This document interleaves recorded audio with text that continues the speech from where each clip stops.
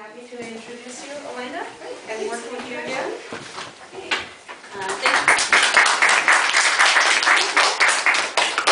Thank you guys for attending. We have a panel today that we put together because my colleagues and I had actually conceived of this panel knowing that as artists we all have the desire to travel, and in making our own work sometimes we require or just yearn for that travel outside of our own backyards, for inspiration in other environments, for challenges, for networking amid other cultures.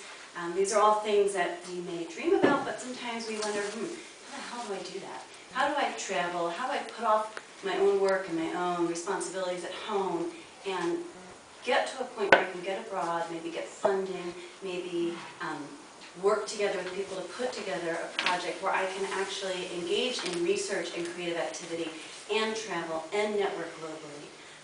And these are all things that are very possible, and there's myriad opportunities out there for artists at all stages of their careers. So a lot of you I see out here are students, as emerging artists, and even those established in their careers. The panel we have today, there's 5 panelists. I'll introduce them in a second. They all have very different and very varied, very extensive experience in this field, both with Fulbright grants, with workshops, with symposiums, with lectures, with residencies. And so they're going to talk to you today about their experiences, about those opportunities, about how maybe you might go about finding opportunities that are best suited for you and your needs as an artist, or an educator, or a curator, whatever that may be. So at the end of the panel today, we'd like to open up the floor for questions. You'll probably have a lot of questions. And with that, I'll introduce the panelists. I'm going to keep the introductions kind of short because there's 5 of them. So we have Billingsley with us today, who you may all know by now. He's had a long and extensive career in the arts, working across many mediums, and has won numerous sculptural commissions, and his work appears in public and private collections across the globe. So here's Carl. We have James Good, who's an associate professor in the 3D and Extended Media Division, School of Art at the University of Arizona, which is in Tucson, I believe. He has received numerous grants and fellowships. I think he'll be speaking to some of them today, including the Fulbright Regional Research Fellowship in the Middle East, North Africa, and South Asia. We have Eden Jolly over here, who exhibits his own work both nationally and internationally in a variety of guises. Quite curious. And he currently works at the Scottish Sculpture Workshop. He's been there since 1994, directing, managing, and assisting visiting artists, and he'll be speaking to that today. And then we have Deborah LaGrasse here up front, who has taught both sculpture and design and architecture for over 20 years, and is currently a design professor at the School of Architecture at Florida A&M University. And she has been a visiting artist at over 25 national and international universities and has had numerous exhibitions and awards. And then we have, whom we just met, Mary Neubauer, who is a professor of sculpture at the Herberger Institute for Design and the Arts at Arizona State University, where she's involved in the Partnership for Space Development and serves as an affiliate for arts, media, and engineering. And in addition to many previous visiting artist stints, she is actually currently in residency at a digital stone carving workshop in Italy, from which she's taking a week-long break to attend this conference, and then she'll be presenting afterwards. So I think she'll be talking about that a little bit also. So right now, I think we're all set up for Cook. Great, thank you. Thank you.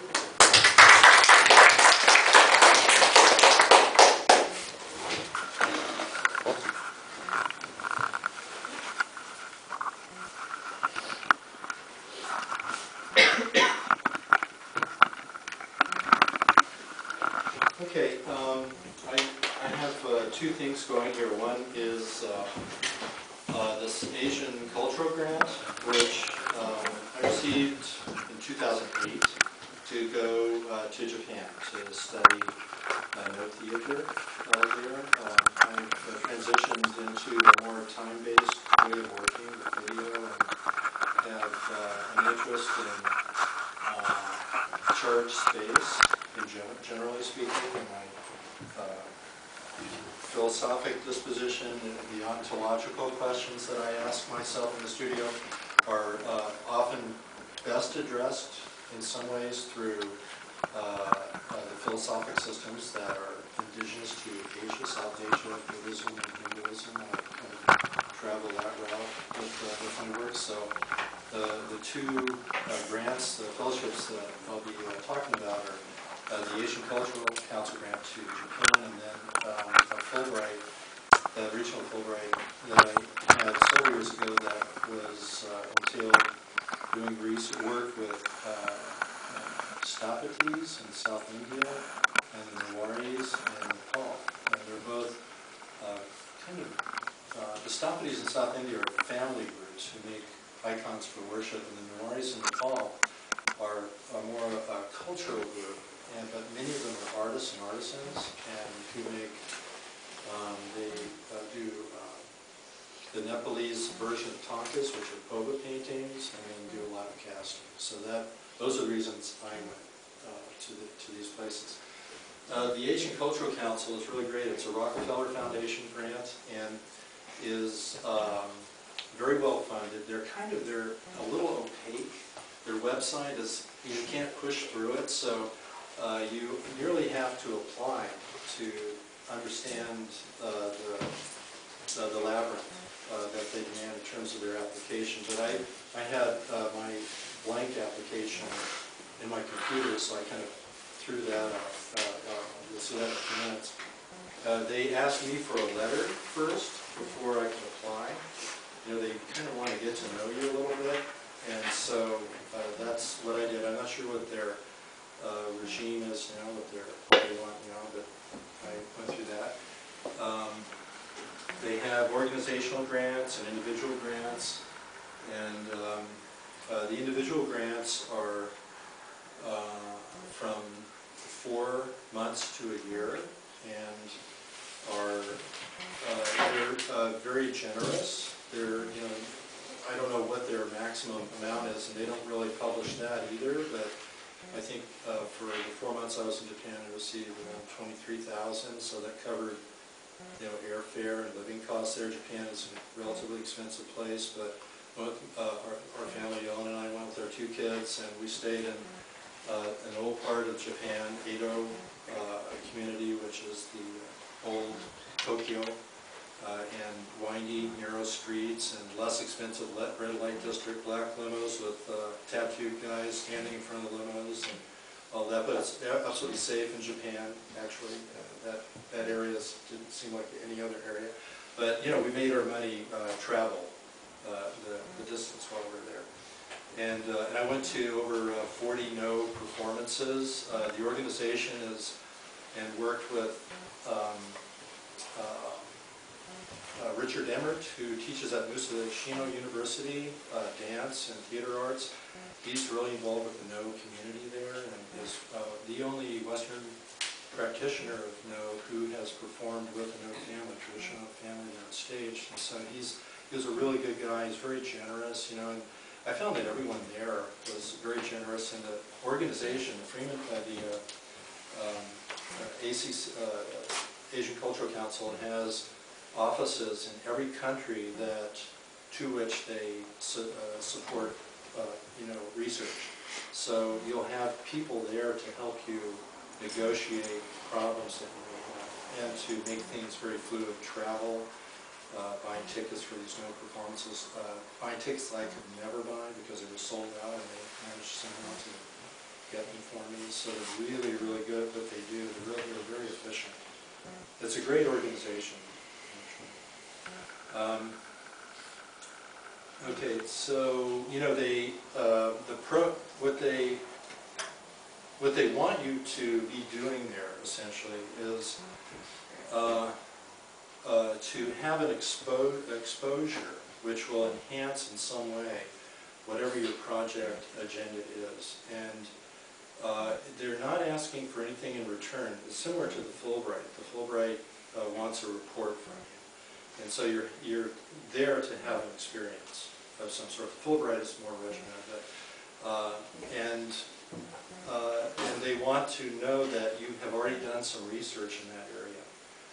So your proposal really needs to reflect some kind of experience that supports their wanting to fund your further research in that area, within that cultural paradigm. these are the viable disciplines for them. These are all the arts, traditional arts, theater, new media, sculpture, just about anything you can think of in the arts, plus you know, architecture, of course, including history and theory and archaeology. Those kind of outside of the arts, but related. And things that they don't fund, or that's kind of important to know always when you're looking for fellowships or grants for funding. Let's see if I raise this up, will that go up? No, it's the projector. Yeah. So activities conducted by individuals in their home countries. Okay, you can't, they're not going to fund that. They don't fund capital campaigns, commercial and industrial design. They don't fund film and video production costs. So that's, you know, those sorts of things are really good to remember in terms of how you write your proposal and what you're asking for. They don't support individual artists' exhibitions or performance tours, publications, undergraduate or secondary school study, youth training programs, and so on.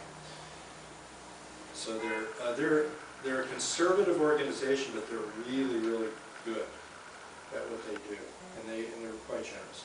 And their geographic areas of interest are, they go as far west in Asia to Central Asia. So it's Central, South, Southeast, and East Asia. So virtually any of those countries, they, if you have a reason to be there, and you have a proposal they like, they'll give you some.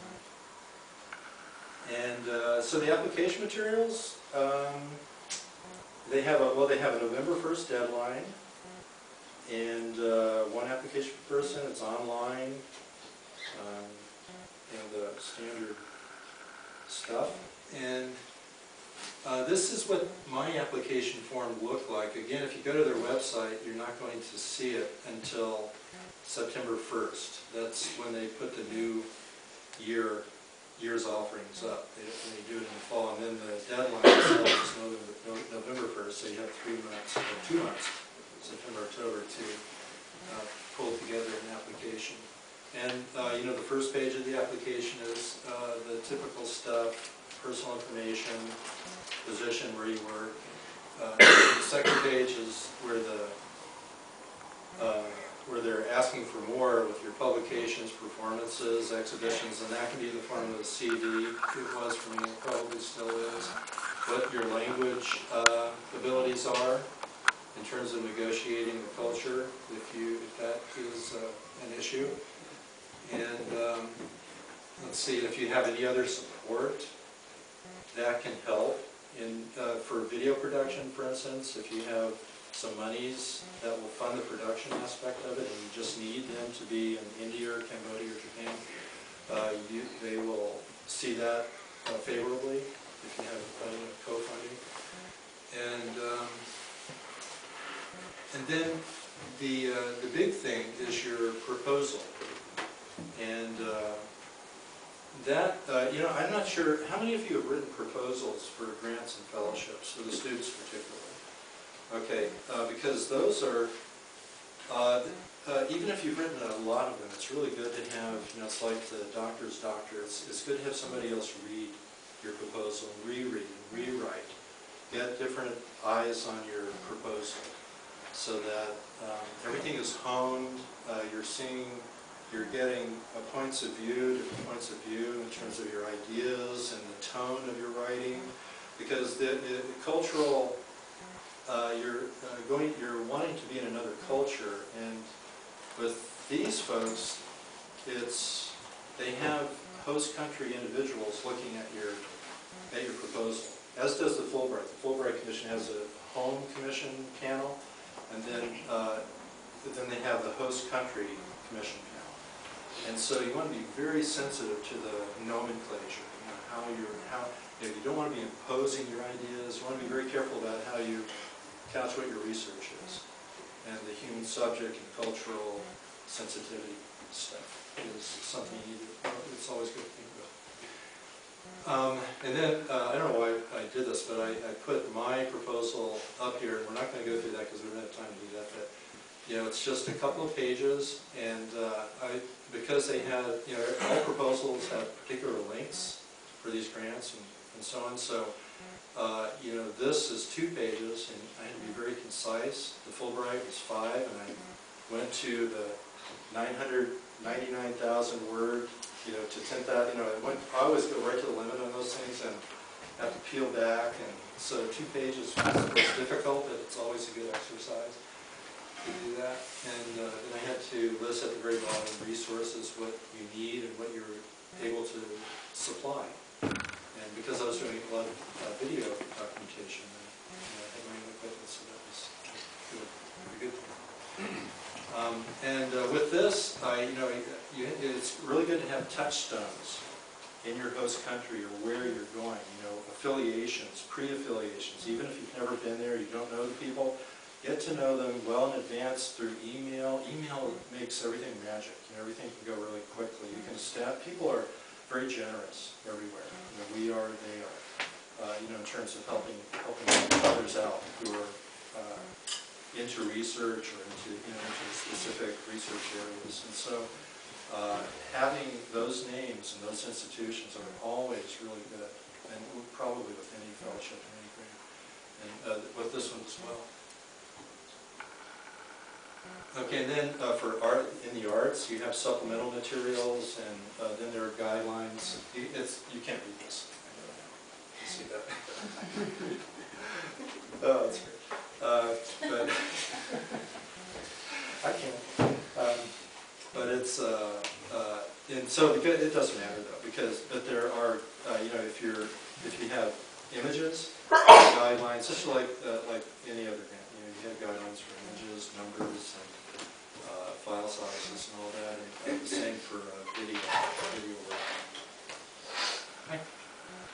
And then the application schedule is September 1st to October 31st, and the deadline is November 1st. And then you find out whether you get it May 31st in the spring for the following year. This was an example of a person Sonia Lee, from the United States, who is a recent recipient, and she's an assistant professor of Chinese art and visual culture at USC in California. She's written a book. She has a PhD, she's a doctorate, and her book is entitled Surviving Nirvana, Death of the Buddha in Chinese Visual Culture. And her award was for her to to study the ecological history of cave temples at sites in Sichuan, China. Okay, and so that is in keeping with her research agenda. You always want to have everything flow with the research that you've done, really.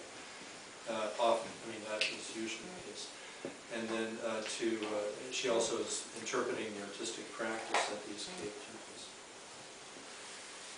Okay, and then, and of course you can't read this one. But if you're interested in residencies in all over the world, this is a good one. Alliance of Artists Communities website, and you click in a country and other more specified information about your interests, and you might come up with something. So that will be a benefit to you. Okay, and then. The Fulbright Scholar Program. I had I had a regional Fulbright, but I did all of my work in Nepal and South India. And the Fulbright program is really great also. It's and there are different types of fellowships within the Fulbright package, I guess you would say, or their funding agency. And they could be a few weeks to 9 months. 9 months is kind of standard. 6 months, 9 months. But they have different times, for their various types of Fulbrights. And they have teaching. They have teaching research. I did a research one, not as an artist really, but as kind of a researcher, I guess, in the arts. And they kick in a lot of money to help you out in terms of travel, per diem travel, lodging costs, stipends for the research project, of course, stipend, If you have a family, they can provide schooling for kids, to a certain degree. So each country is different in terms of what they provide, and so on. So the best thing with the Fulbright to do is to go to their catalog. They have a downloadable PDF catalog, and then they have a really good website, very navigatable website that you can kind of explore through.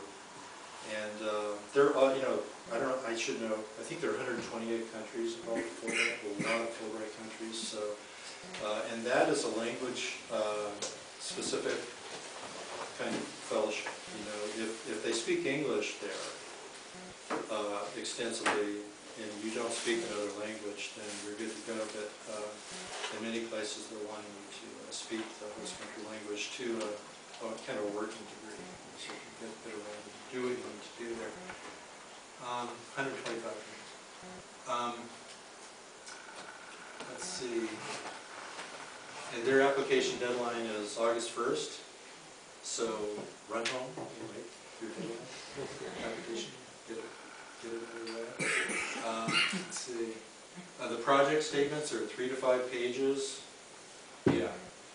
And they're tailored to the award in terms of the resume and curricula, the CV that you need to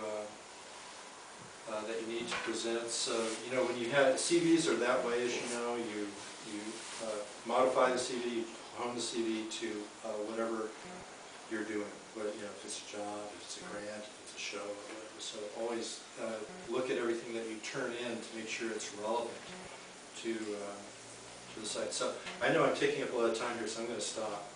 But I'm sorry.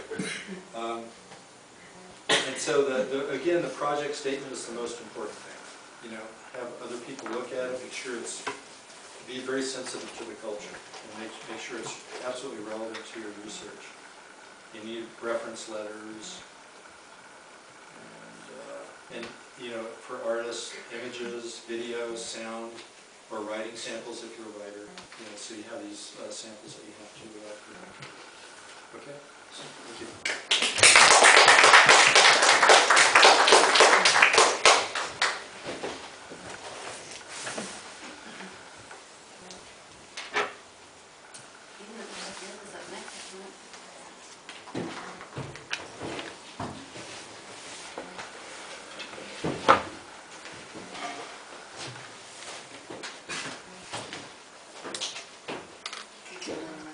No, but I'll have a shot. Okay. Hi. As you can see, just going to briefly talk about Scotch Sculpture Workshops. It was started in 1979 by an artist called Fred Bush, OBE, Order of the British Empire, that means, and RSA, Royal Scotch Academy, on site of the former bakery. He was a well-known Scottish artist, and after graduating, went to teaching, and then of course, after teaching, needed somewhere to work, and found this dilapidated old bakery in the middle of Aberdeenshire, and turned into a place for making art, for making sculpture. 1994, I built a foundry. That's when I started working there. George Beasley interviewed me for my job in the pub. And then I didn't know it was an interview until the next morning when he was sitting there. That's a good thing. Yeah, that is a good thing. Unless I can't remember what we talked about.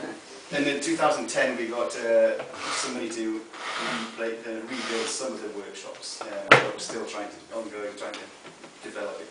It's fairly dilapidated parts of it, and we've got some nice new bits now. This is it in 1980. See, just a little, so that's the old bakery shop there, that's the window that you're looking by it, incredible.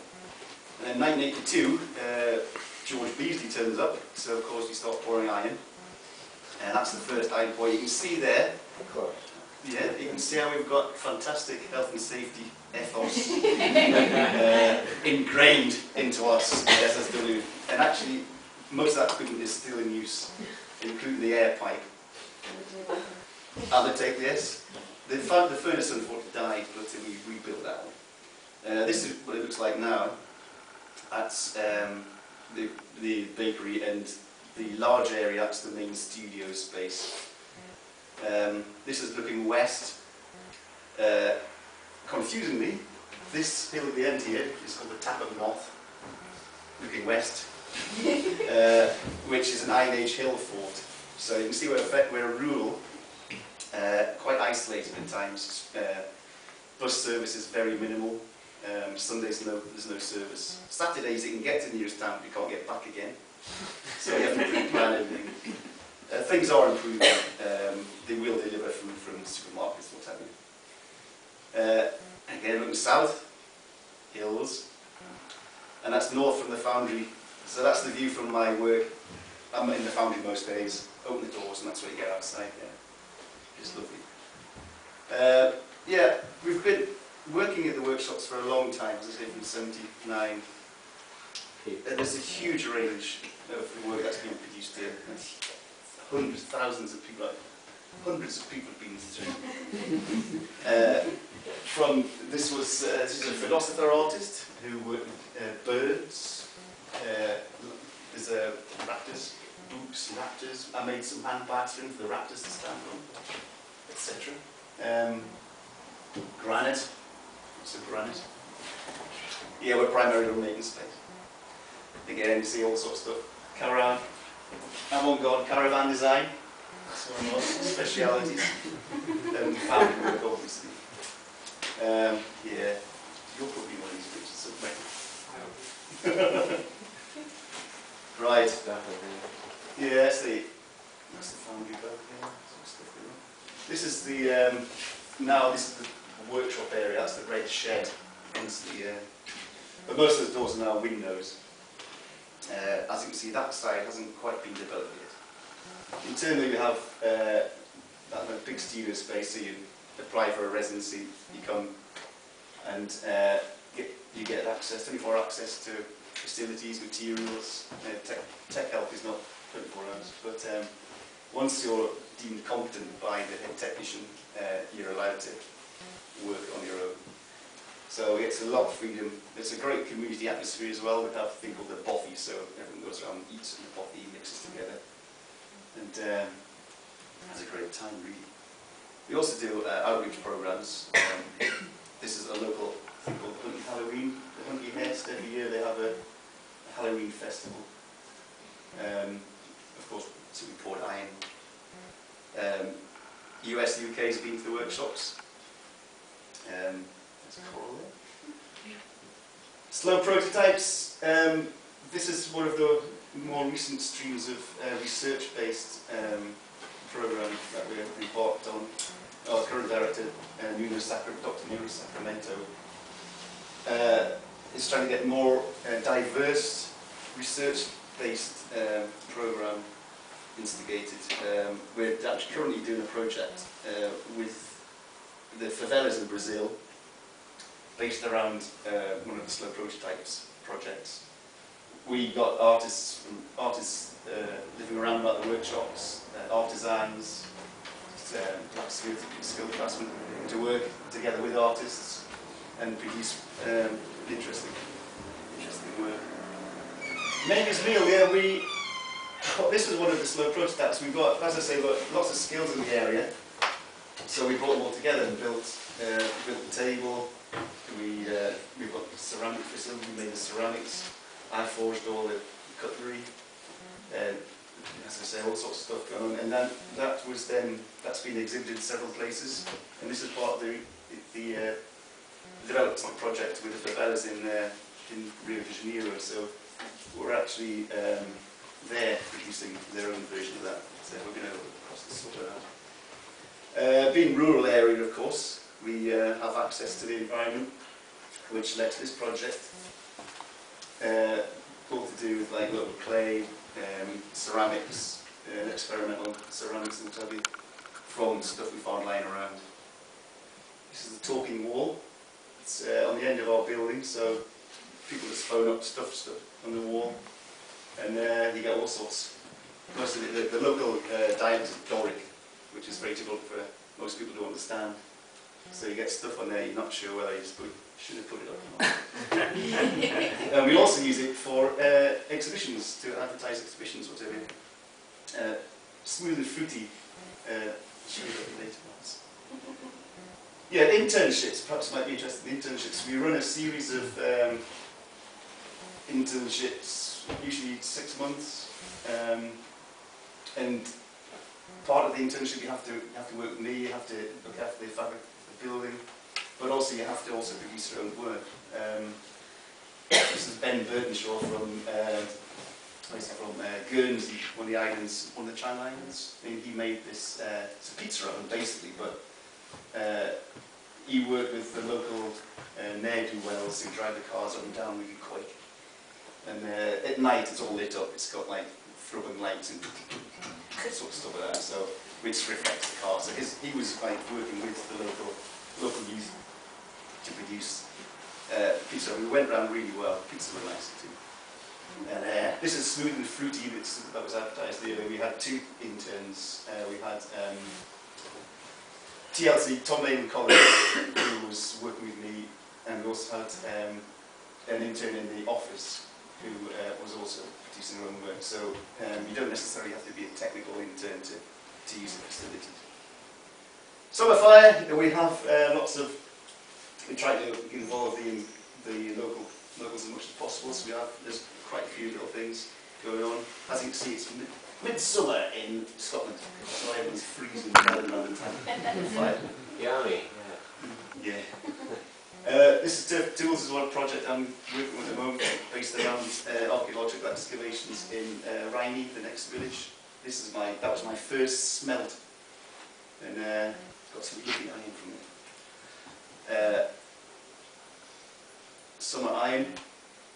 Again, that was the second smelt, which is really good. And also pouring iron for a resident artist, and also a regular user of the workshops, really using the workshop. As you can see, it's really sunny there, but just to point out that it isn't always beautiful in Scotland. That's pours through my furnace with the rainbow. It says iron at the end of the rainbow, not gold. That's my last slide. So basically what I'm saying is, if you want to apply to the sculpture workshops, we have a rolling program of residencies. At the moment we're developing the website, trying to make things more concise. We have a month-long program, so you apply for a residency, it'll be a month in duration. At the end of the month, that's it. We have internships, paid internships, again, which are advertised on our website, which is ssw.org.uk. And amazingly, we've got, I've just got text, this might be the answer to the question.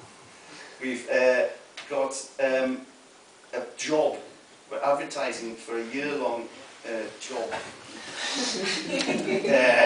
for an artist to come and work at the sculpture workshops and be my my apprentice, as it was, sort of apprenticeship type thing. No, that's not the answer. And I think the deadline is at the end of the month. So, just if anyone's interested. So, I'll leave it at that. Thank you.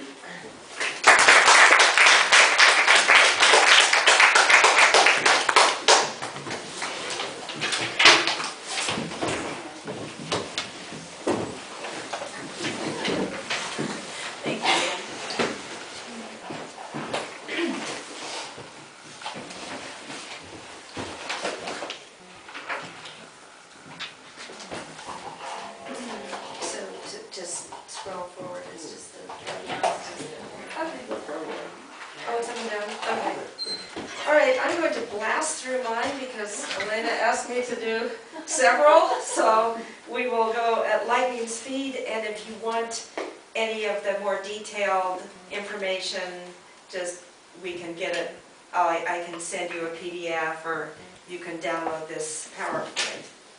Colorado, yeah. What? Colorado, yeah. Yes, it's Anderson Ranch in Snowmass, Colorado. That's good, yeah. There are summer programs, you probably have seen those advertised, but what I'm going to talk about are the winter residencies. There are 10-week residencies. In the spring and the fall, this is the kind of weather you'll encounter.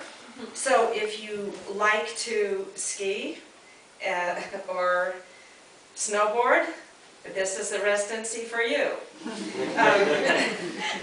And here is our mission statement.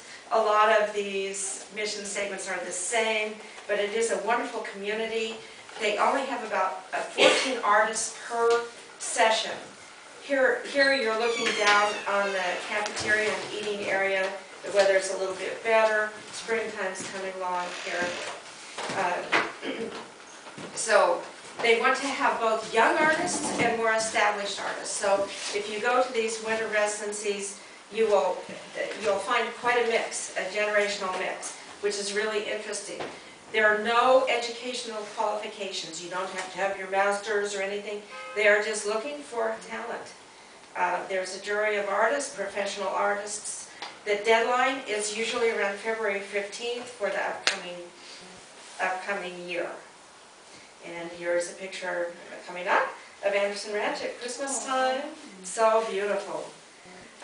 Or a little bit after Christmas time. So not only are you encouraged to work multi-generationally, but you are encouraged to go into other areas and explore other mediums.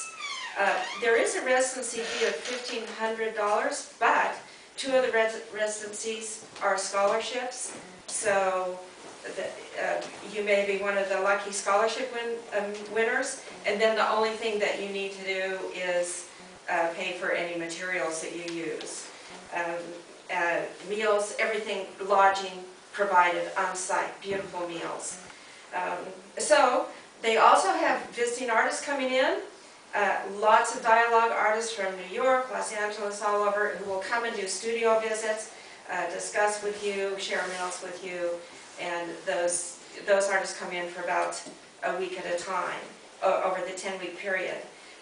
So an example of the sculpture studio and some of the projects that I completed.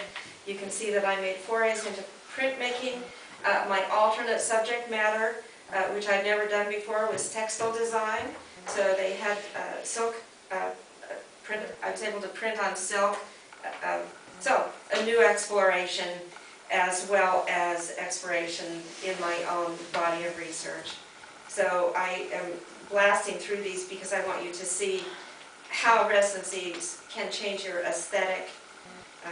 So finishing up with views of the beautiful wood shop if you're a woodworker, ceramic artist, beautiful facilities, more basic sculpture facilities, but they do have a foundry and a very nice welding and workshop.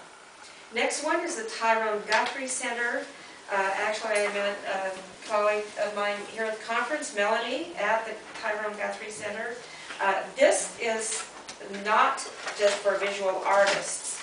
This is for, well, I'll give you the list. This is in a remote part of Ireland, up near the border. It's one of the successful North-South arts initiatives in Ireland. To get there, you take the bus, and then you take a cab or rent a car and go deep, deep into a deep, dark forest with glacial moraines and lakes and drumlins. The landscape is outstanding. You can be into visual arts, also literature, theater, music, or dance. So it's a very rich mix of people. Wonderful, wonderful liberal arts mix of creators. People who are from Ireland or EU, well, you can get a bursary if you're from Ireland or Irish, and also another bursary if you're a member of the EU. For artists coming from the U.S., it's more. You have the choice of staying in the big house where you live in residency and have your studio or a writing area just adjacent to your lodging, or you can, let's see, I'm just going to skip through this. Or here are some pictures. Oh, the meals are provided, and that's a really important part of the residency, is that you join together with all these other creators, have wonderful festive meals with singing and dancing and riddles and everything the Irish love to do every night, and then you counterbalance that with your creative work. Yeah. And here's the interior of the big house, very grand, wonderful. And then the other option is to stay in one of the farmhouse bothies. And this is also, the design of these is also the look of the studios that artists get. An example of some of the work that I did there, very different. The landscape changed my work, very, very different body of work than usual.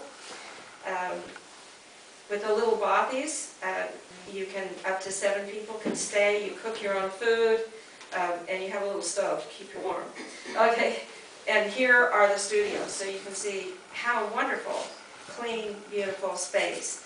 If you're a sculptor, there are not going to be any wood shop or foundry equipment there, so you bring your own supplies. It would be a good place to do drawing, research, conceptualizing. It's not a place to do big sculpture or casting. Some more views of the surroundings and the mealtime table.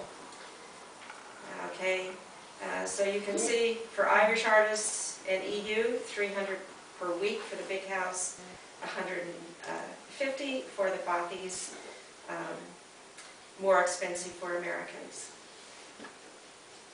It's easy to apply. You just have to have a proposal of what you want to do, and the time period that you can stay there is extremely variable, up to 6 months.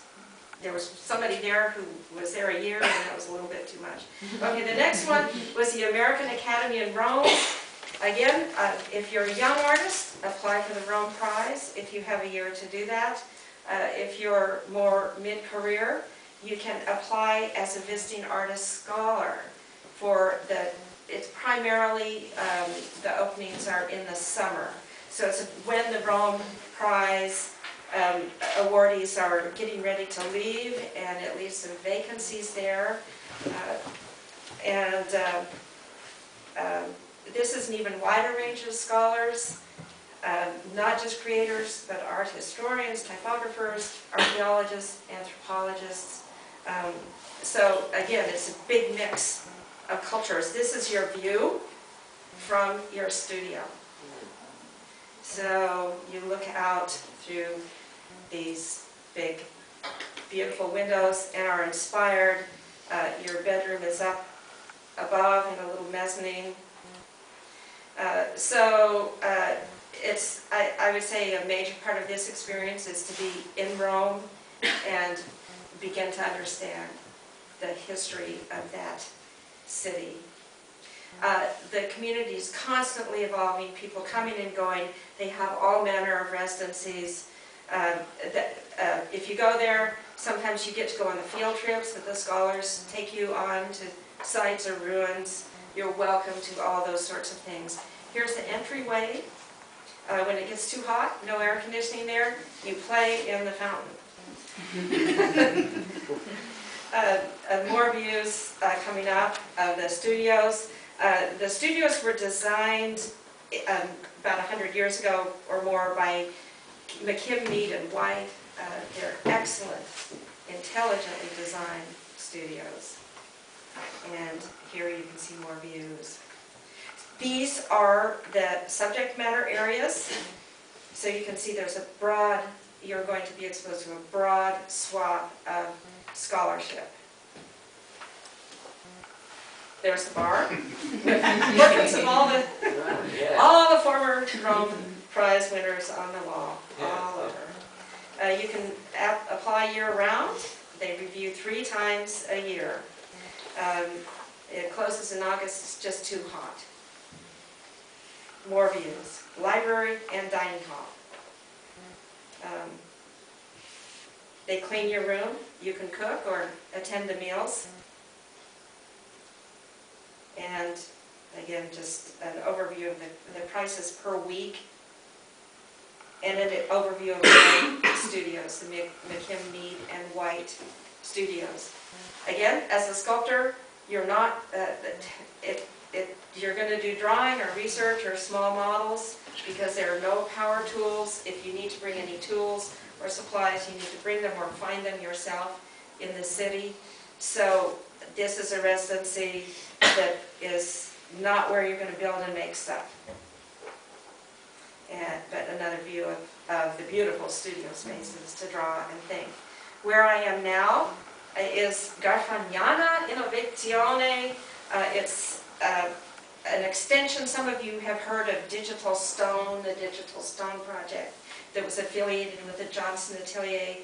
This is the newest iteration of that. It's now situated over in Italy and allied with the European Union, the Kennedy Foundation, and sponsors in Italy. They're trying to promote new advances in stone carving. This is its second year, so it's very new. You need to be, as a teacher, you need to be invited, and then you are allowed to invite 2 of your students each year. But let me know if you're interested, because I could suggest you to the organizers of this, John Isherwood and Robert Michael Smith. Robots, here's the major robot. It's daunting, but very efficient. So what you do is you send your stereolithography file to the workshop in around February or March. They review your file, make sure it's airtight, possible to do in stone. Then when you arrive in June, the robot has carved the general tool paths for what you will then finish by hand for a whole month. Okay, so you have teachers there who can help you. You don't have to have carved stone before to do it. Here are some projects going on right now. Again, the robot can be fit with a scanner head or a carving head or a diamond saw. They also have some bots, some maker bots, so you can realize you're carving as a rapid prototype before going into the stone. You get 30 hours of stone milling at $300 an hour, and the cost of the workshop is like $3,900. So you get your stone for free, your milling at a huge discount, and then you get all your meals and all your lodging, plus several trips to Florence and Pietrasanta and other places. So here are the work. They have a huge computer lab. Here's a student from last year. Here's a work by John Isherwood, so you can see the scale of the stone that's possible. Oops, I think I repeated some robots. But here are more robots. So anyway, if you love robots, go to this place. Big robots, little robots. Here is my piece with the tool paths carved. So that's how you encounter your piece when you get there. And then you have to go up, 300 grit, 600 grit, 800 grit, 1,000 grit from there, and that's what takes the whole month. And that's where it's located, but there's a lake you can swim in at the end of the day. I think I'm kind of going over, but... Well, sorry. Okay, okay, so color. This is where you can really cast your iron. What I'm going to talk about is the iron foundry, but there's also, of course, the ceramics area. And iron foundry generally takes 2 artists at a time. Their residencies can be from probably about 8 weeks to 6 months. So many of you will have known people who have participated in this. It took me 3 or 4 applications to finally get in, so don't be disappointed if you don't get in the first time. Just try again. They don't expect that you're some kind of master founder or sand molder. They are more interested in your work. So even if you have little to no experience in sand casting, that's okay. They want you to explore and learn, and they have a technical assistant that can help you. I would recommend, if you go there, to have everything ready to hit the ground running. Otherwise, you can spend, if you spend that time just conceptualizing, then you lose the use of all the free sand, the free resin, driving the forklift, the iron carrier, all of that, learning to work the big sand machine. So get ready to go if you get in. So it's one of the only art and industry collaborations in the United States.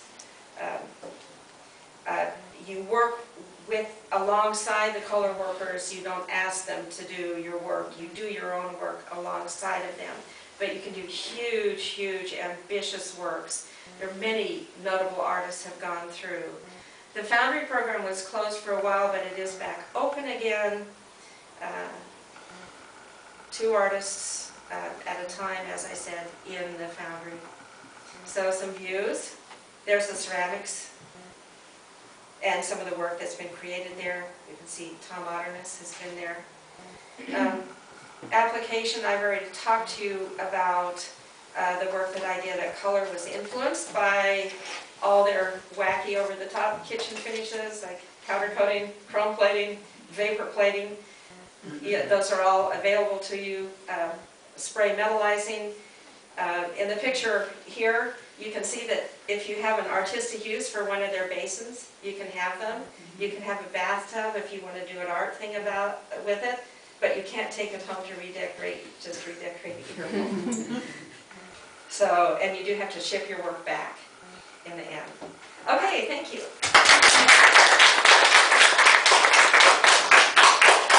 I actually was just recently visiting Kohler and was talking to them about this conference, and while they couldn't have a representative come out, they gave me a huge amount of packets on their residency program, so I brought some with me today, and I have many, many more back at Pedvale, so I'll leave these here, and you can grab one on your way out if you'd like. I would like, yeah. Well, grab 1 or 2 on your way out.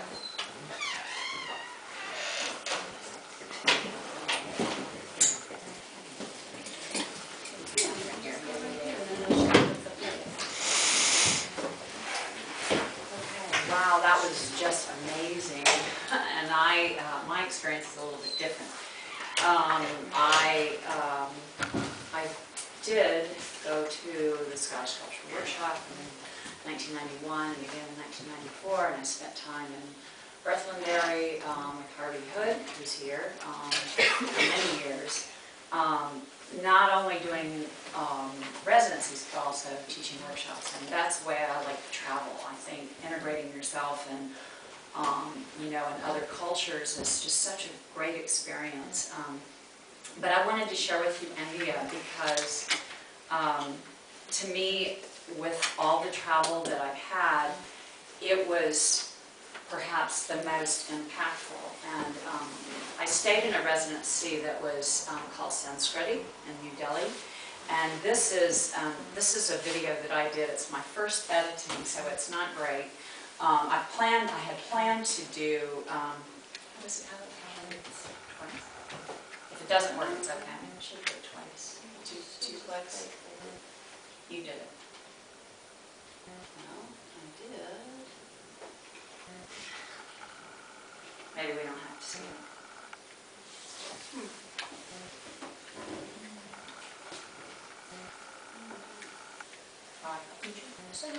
I did. There it goes. Maybe.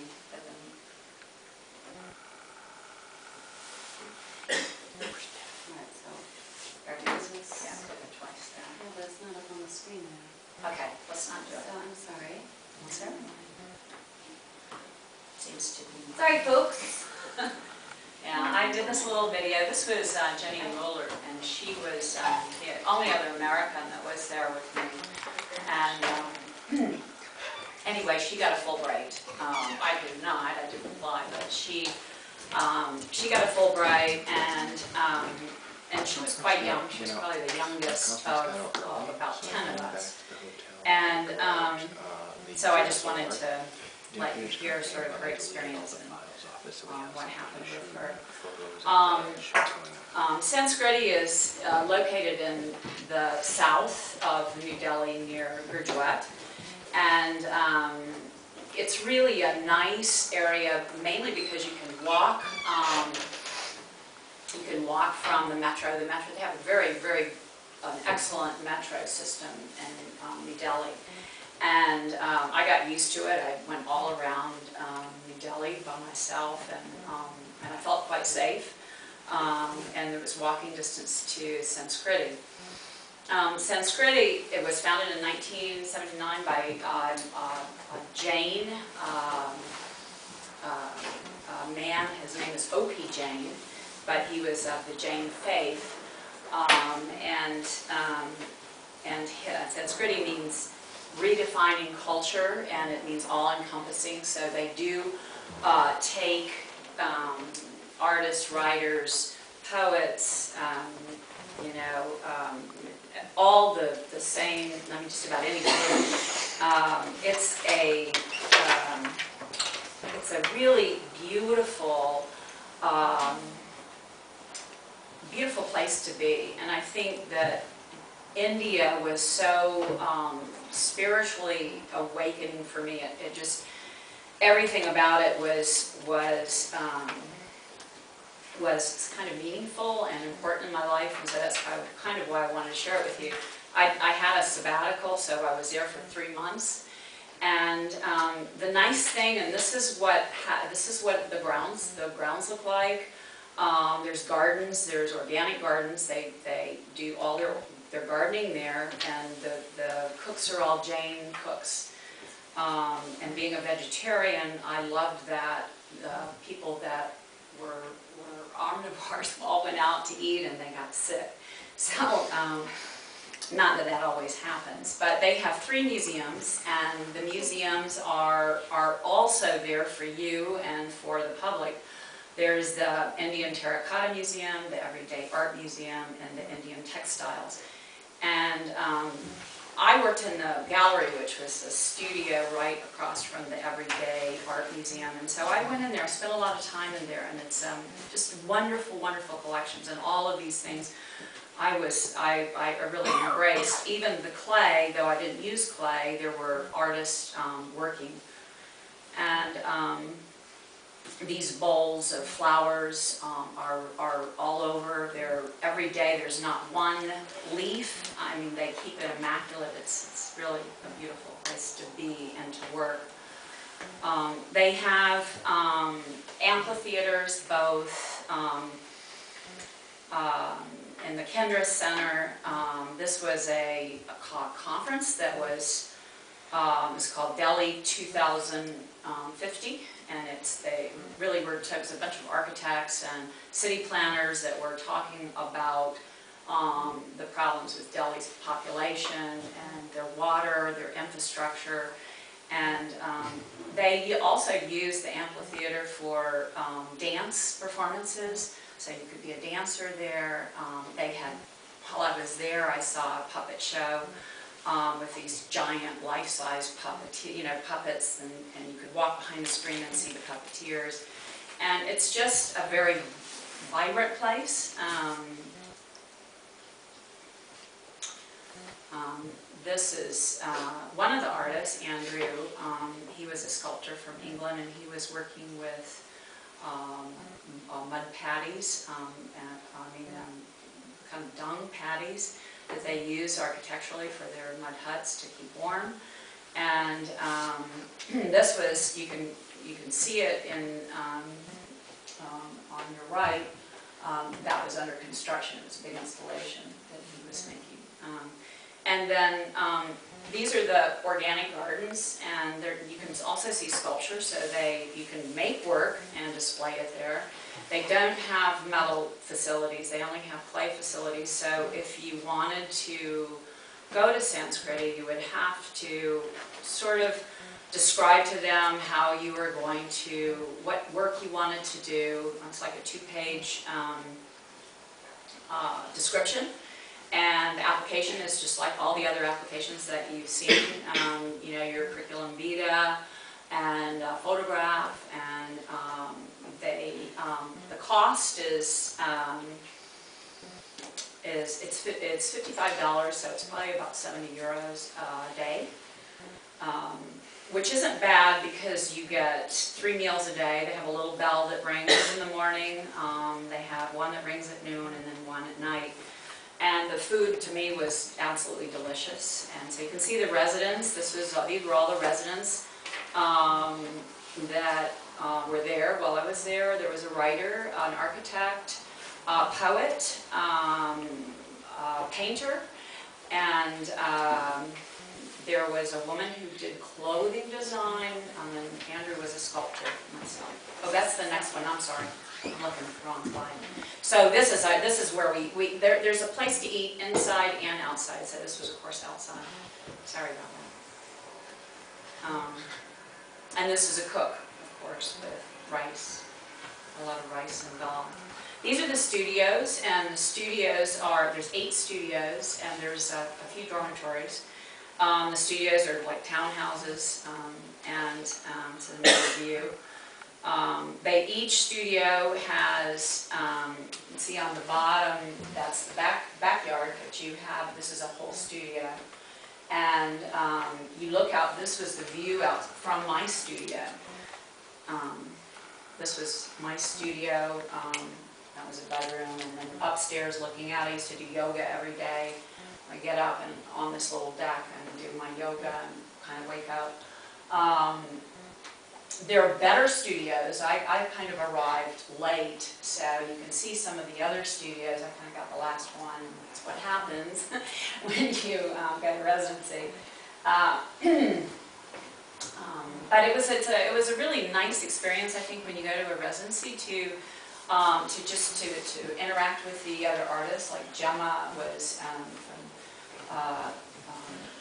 Catalan, and she read poetry. She's a writer. You can make installation, and so this is an installation that is behind the Museum of Terracotta Art. And this was the outside of the Terracotta Art Museum. And these are, while I was there, these are pictures that I took of the Indians creating these pieces. And they're quite large. They build the kilns around them, burn them out, and then assemble them together. So that was quite exciting. They have a library, and then this is the ceramic studio. And then some of the work that I did and what I was influenced with, I wanted to do small drawings, but I like to work large, so I ended up doing large, these are wall-sized drawings. And I loved every day, every morning, there were peacocks. There were like 25 to 30 peacocks that you would wake up and see outside, and they would be sweeping. There was never anything on the grass. I mean, it was just immaculate. And you can see these were the workers. You could see that they lived kind of in the back. This was my studio. I worked mostly on the floor, and I created these big wall pieces. And so it was nice because I worked in the gallery. I also made some sculpture, and because I really didn't want to work in clay, I wanted to do something new, so I worked with bamboo and paper. And lastly, this was another video, but we won't go there. This is the director, and I just want to give him credit, O.P. Jane, for doing this, for creating this beautiful, wonderful space and an opportunity for artists. They ask that they take applications throughout the year, but you don't want to go to India except in the fall and up until April. It's the only time that they will allow residents. You can stay a minimum of 20 days, and I think that's really, they try really hard. They look at your proposal to make sure that you're not just wanting to tour India and have kind of an expensive place to stay. So they want you to stay there for 20 days up to 6 months. There were some artists that kind of came and left and did research and came back again. So they're fairly open to whatever it is that you want to do. You can submit year-round, and I guess that's it. I just wanted to say that I've been to lots of residencies. I've had funding. This one I paid for, but I had a sabbatical, so it was affordable, and it was just one of the most incredible experiences that I've ever had. I mean, you just get to work all day long on your work, and so thank you.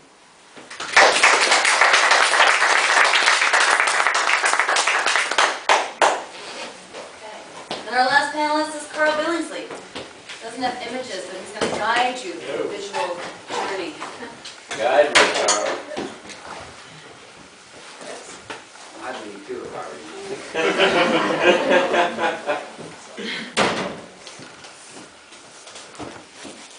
This is my last piece.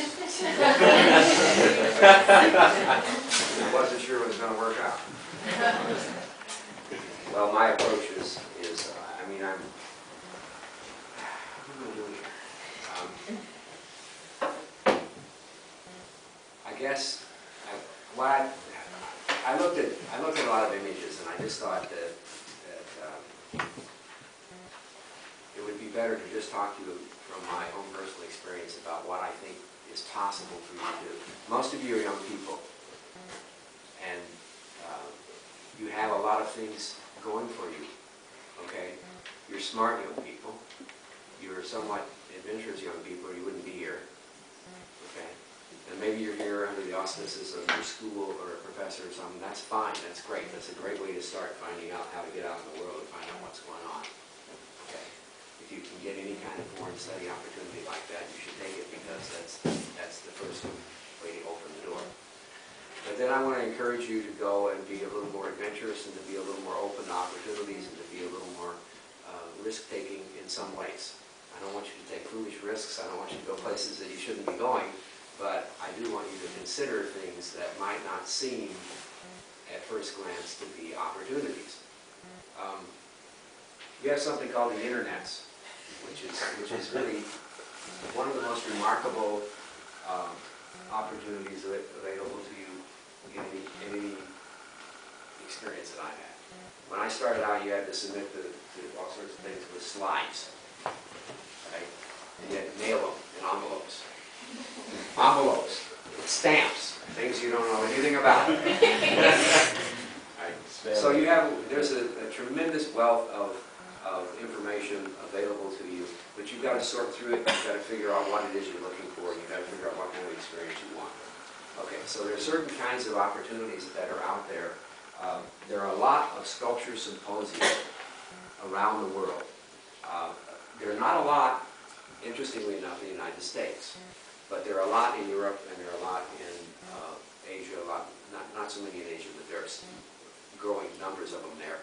And there's quite a few in South and Central America.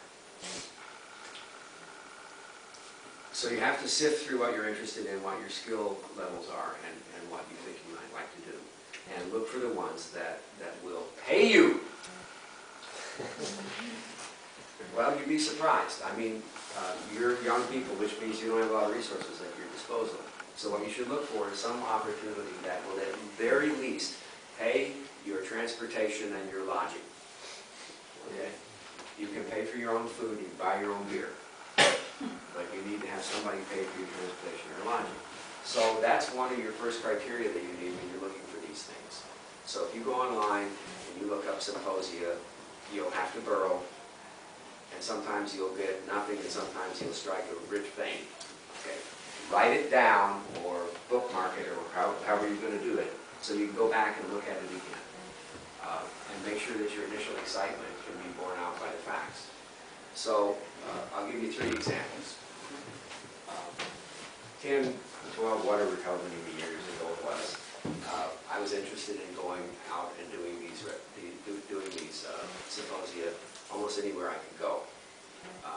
I'd been coming to Eastern Europe, and I really liked that, but I needed to change the pace. I needed to do something different. And so one of the places that I discovered was in Brazil. It's a medium-sized town south of Sao Paulo called Brusque. And it doesn't have anything going for it as a town. And so somebody who had a little sense said, let's use art. They didn't even have the material that they wanted to use for their symposium, but they could get it relatively cheaply. They could import huge blocks of marble, not especially good grade of marble, but a good enough grade that it's exported all over the world as panels, as building panels. Okay, it's got beautiful green crystal in it. It's a bitch to work. But they could get really large chunks of it transported to their town relatively reasonably. And they just put together this thing, and they've been doing it now for a number of years. I don't remember if it's annual or biannual, but in any case, you send in a proposal. there's a form, you go online and they'll tell you when it's due and what you're supposed to send and everything. You send in a proposal, this is what I'd like to do. And it can even be a sketch, which I thought was pretty sketchy. And in fact, some of the results of some of the carvings that they get are pretty sketchy. But surprisingly, they got some very, very good, well, I shouldn't say surprisingly, they got some very, very good work. And there were people from all over the world at this. They had like 20 sculptors coming in when the time I went. So I sent in a proposal. It was accepted. They paid for my airfare. They provided lodging and food for the whole time we were there. It was a 30-day symposium. I was able to get away from school, some school responsibilities and some personal responsibilities. And I could have stayed the whole 30 days, but I left early for a couple of personal reasons. I left early. And I don't think I was the cause of this, but now they make it a requirement that you stay for the whole 30 days. So if you have a job or an obligation or you're a student or something like that, you have to factor that in as to whether you can do that or not. Because most of the time, if they have a limit like that on it, they're going to hold you to it. And that means that they will not pay you, they will not reimburse you for your airfare, or they will not pay for your lodging or something like that, because they want you there for that time. They're paying for that, basically, for you to be there. What did I do? I carved a stone every day. They had school groups. They had children from grade school on up through high school coming through the place every 3 or 4 days. There would be busloads of kids coming through. And, you know, you had to stop what you were doing, talk to the kids, engage them. They all spoke Portuguese, so I couldn't engage them in their own language. A great many of them spoke some English, and there was interpreters there. And, you know, you just have to be generous. Like you said, you have to be generous and giving to people, because they, you know, they're hosting you, and so you be nice to them. And we did make a couple of trips to schools where the artists presented, you know, some aspects of their work, talked about what they were doing. And it was a fabulous experience. I created the first really large carving I ever created. I did have enough sense to do some research, and I did take diamond blades with me. Somebody showed up on site to sell diamond blades, and they were not very good. A lot of people were burned, but I had enough diamond blades with me. They had a lot of pneumatics available, but then also don't expect everything to be what you're used to it being. The pneumatics that were available was huge air compressors that were situated so that 4 or 5 lines could go off to various artists, right? And, I mean, you could have blown over a building with the pressure that these things had. But if you wanted to drill a hole, they had a jackhammer, right? If you had your own pneumatic tools, chisels, that was fine, but you better have your own oil, and you better be able to do maintenance on them every day, because they had no filters on it. And so half the time you were bathed in water because the water was coming through the line. If you don't know anything about pneumatics, you need to learn this. So anyway, so there are various kinds of things that you have to encounter when you go. You have to be willing to deal with conditions which are less than ideal. But on the other hand, I was in Brazil. Now, as I said, you're very smart young people, and you wouldn't do the stupid things that I do. And the stupidest thing you can do is to go to something like this and stay there every day and work every day on a sculpture and stay in the same goddamn hotel and eat the same freaking meals and never even leave town. Now, you have to fulfill your obligations, but if you're in a foreign country, you should go somewhere and do something and see something and not be an idiot. Well, now I gotta do something, Carl. There you go. Okay, so that, and they still run this, so, you know, if you're interested in carving, if you have some carving skills, you might want to look into that sort of thing. Another completely different kind of opportunity that I took advantage of was in South Korea. Am I okay? Yeah, We okay? we're here until 3:30. Okay. There's something called the Busan Sea Festival. And when the first time I saw it online, I dismissed it. Okay, because the page I was looking at didn't seem to have anything to do with what I was doing. It was about song fests and all sorts of different kinds of things are going on. And then at some subsequent point, I brought it up again, and I looked a little more closely, and there was something for visual artists. There was sculpture on the beach. Okay. So what did they offer? They paid airfare, they paid your lodging. You had to buy your own food and beer. And they didn't, oh, and I forgot to tell you, Brazil. You're okay. All Get right. up! Don't shoot! You've broken it, Carl. Don't shoot! You've broken it. They paid me in Brazil. All the artists got, I think it was $3,000, 3,000, something like that, in cash. And that's important because it's a funny story. And why should I be to the point? Because I left early, I told them I was leaving early and everything, and I realized I was maybe putting myself in danger of not getting paid, you know.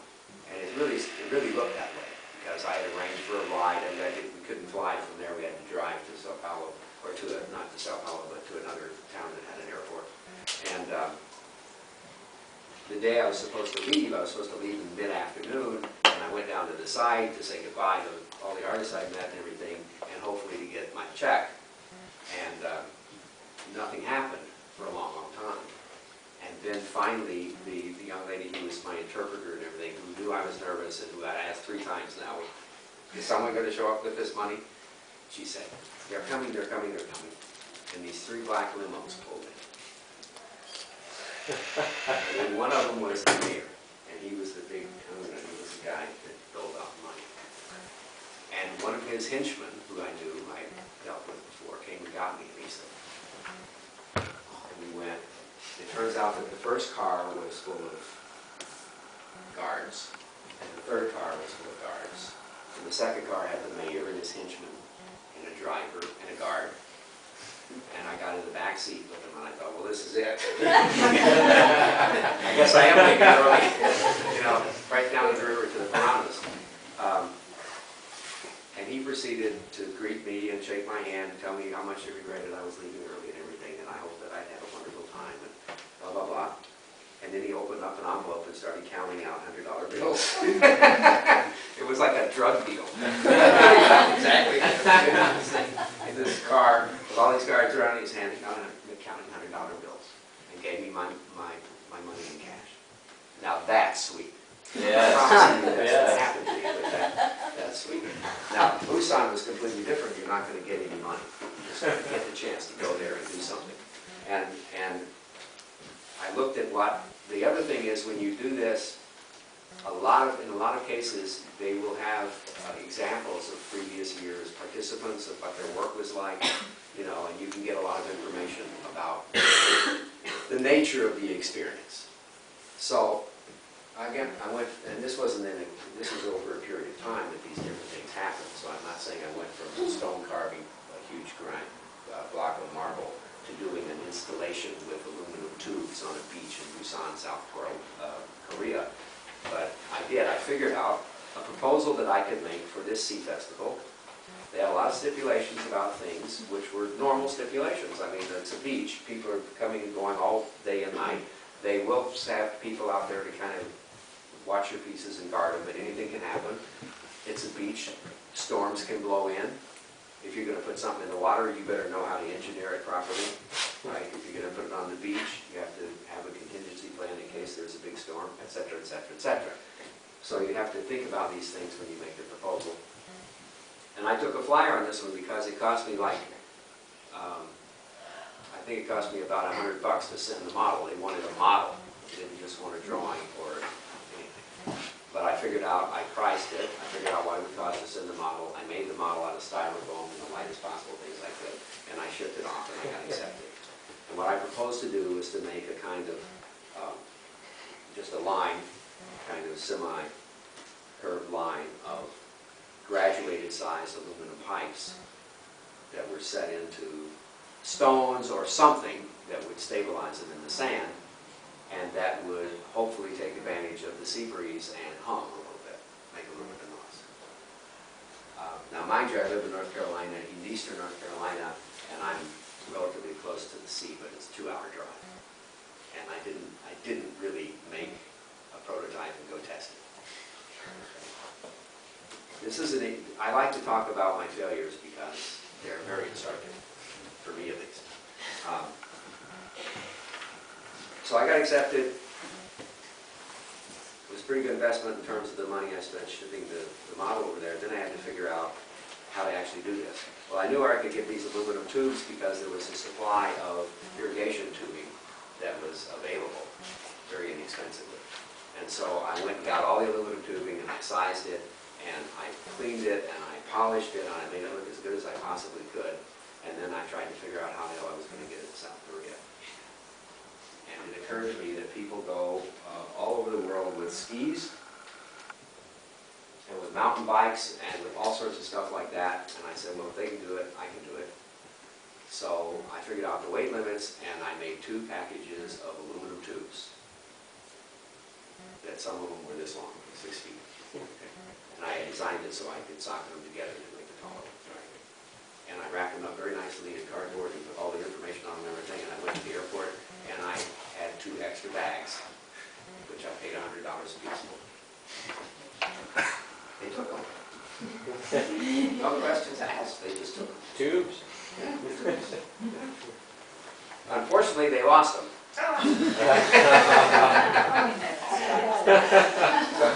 So I spent 3 very frustrating days sitting in this little kind of cabana building that they had on the beach there with all these South Korean students who were helping with the whole festival, and they were just very nice, very kind young people, and I was going out of my mind.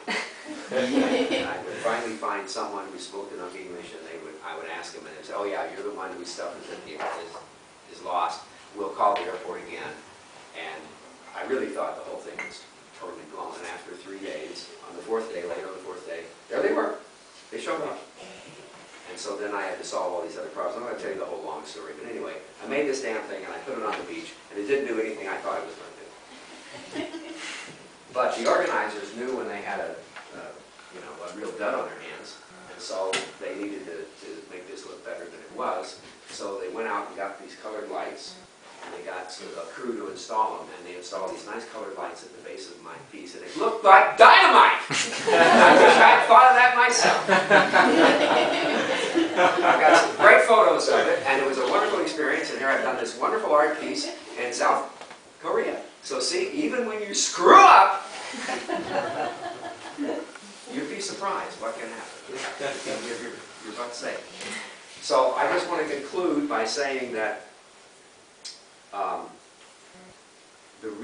the best part about it for me was that one of my problems was I had imagined that I would be able to get some kind of stones to set these things in, and I wasn't able to do that at all. There was just too much translation problem and no transportation that I could get my hands on. So I went looking for containers to cast concrete into, because I discovered by my walking through all the strange neighborhoods that I was adjacent to while I was waiting for the airport to bring my stuff. I reconnoitered the place. I discovered that I could get concrete. It wasn't any problem. There was like a small place where I could just, even if I had to freaking carry it in a wheelbarrow, 6 blocks. But I figured I could get it delivered down to the beach. So I could get concrete, and the beach is full of sand. So I'm 2/3 of the way there, right? Oh, all I needed was yeah. containers, right? So I went looking for containers, and you'd be surprised how hard it is to find a bucket. Very frustrating.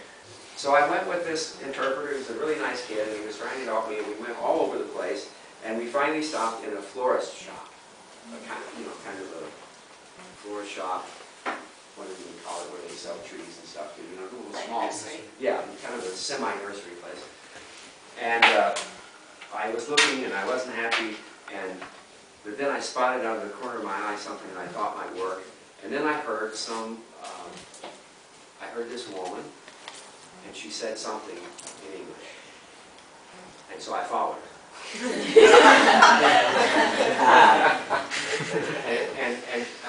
Then I spoke to her.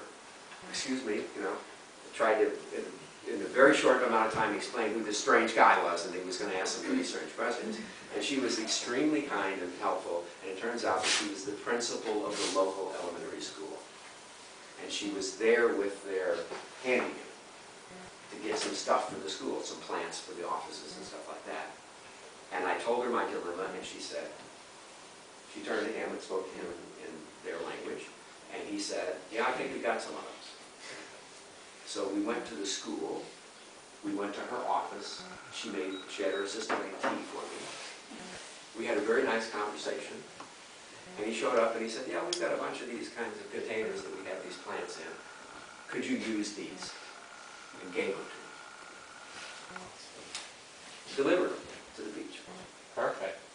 Yeah, and that's what I use to make the footings and all this sort of stuff. But the best part about the whole thing is, I now have these aluminum tubes with concrete footings sitting on this beach in South Korea, and I'm going to leave. The whole festival is going to be over, and I'm going to leave. The hell am I going to do with these things?